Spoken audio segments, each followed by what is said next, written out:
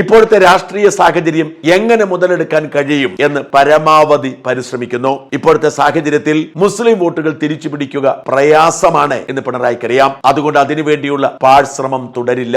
എന്നാൽ ഹിന്ദു വോട്ടുകളിൽ ആശയക്കുഴപ്പമുണ്ടാക്കാൻ എളുപ്പമാണെന്ന് പിണറായിക്കറിയാം. അതുകൊണ്ട് ഇനി വരാൻ പോകുന്നത് അതിശക്തമായ ന്യൂനപക്ഷ വിരുദ്ധ പ്രചരണമായിരിക്കും. പിണറായിയും ഇടതുപക്ഷവും ഇനി ചൂണ്ടിക്കാണിക്കാൻ പോകുന്നത് UDF അധികാരത്തിൽ വന്നാൽ ആരായിരിക്കും ഭരിക്കുന്നത് എന്ന ചോദ്യം ഉന്നയിച്ചുകൊണ്ടാണ്. UDF നേടുമെന്ന് പറയുന്ന 80 സീറ്റിൽ മഹാഭൂരിപക്ഷവും മുസ്ലിം ലീഗിനും മറ്റ് പാർട്ടികളിലെ മുസ്ലിം MLA-മാർക്കുമാണെന്ന് ഓർക്കണം. എന്ന് വെച്ചാൽ UDF അധികാരത്തിൽ വന്നാൽ ന്യൂനപക്ഷ സർക്കാരാണ് വരാൻ പോകുന്നത്. പകുതിയിലധികം MLA-മാർ മുസ്ലിങ്ങളായിരിക്കും തുടങ്ങിയ പ്രചരണങ്ങൾ ആരംഭിക്കുകയാണ്. ഇത്തരം സോഷ്യൽ മീഡിയ ക്യാപ്സ്യൂളുകളിലൂടെ ഹിന്ദു വോട്ടർമാർക്കിടയിൽ ആശയക്കുഴപ്പമുണ്ടാക്കി ഭൂരിപക്ഷം വരുന്ന ഹിന്ദു സമുദായത്തെ ഒറ്റിക്കൊടുത്തുകൊണ്ട് UDF-ന്റെ ന്യൂനപക്ഷ പ്രീണന സർക്കാർ വരാൻ പോകുന്നു, കുഞ്ഞാലിക്കുട്ടി ഒരുപക്ഷെ മുഖ്യമന്ത്രി പോലും ആയേക്കും തുടങ്ങിയ പ്രചരണങ്ങളുമായി അവർ രംഗത്ത് വരും. തുടർച്ചയായി ഇത്തരം പ്രചരണങ്ങൾ നടക്കുമ്പോൾ സാധാരണ ഹിന്ദുക്കൾക്ക് തോന്നിയെന്ന് വരാം, ഒന്നുമല്ലെങ്കിൽ പിണറായി ഹിന്ദുവായിരുന്നല്ലോ, ഒന്നുമല്ലെങ്കിൽ പിണറായി സർക്കാരിലെ ഭൂരിപക്ഷം മന്ത്രിമാരും MLA-മാരും ഹിന്ദുക്കളായിരുന്നല്ലോ. എന്നാൽ UDF അധികാരത്തിൽ വന്നാൽ അതായിരിക്കുമോ സ്ഥിതി?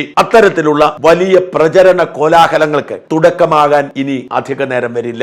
ഏതറ്റം വരെ പോയി പ്രചരണം നടത്തി ആശയക്കുഴപ്പമുണ്ടാക്കി വോട്ട് ഉറപ്പിക്കാനുള്ള നീക്കങ്ങൾ പിണറായി നടത്തുകയാണ്. ഇതിനെ ബുദ്ധിപരമായി കൈകാര്യം ചെയ്യാൻ കഴിയില്ലെങ്കിൽ അധികാരം തങ്ങളെ തേടിയെത്തും എന്ന പ്രതീക്ഷ വെറുതെയാവും. മുഖ്യമന്ത്രി കസേരയിലും മന്ത്രി കസേരയിലും ഇരുന്ന് തിളങ്ങി വിലസാം എന്ന് കരുതുന്ന UDF നേതാക്കൾക്ക് നിരാശയായിരിക്കും ഫലമുണ്ടാവുക.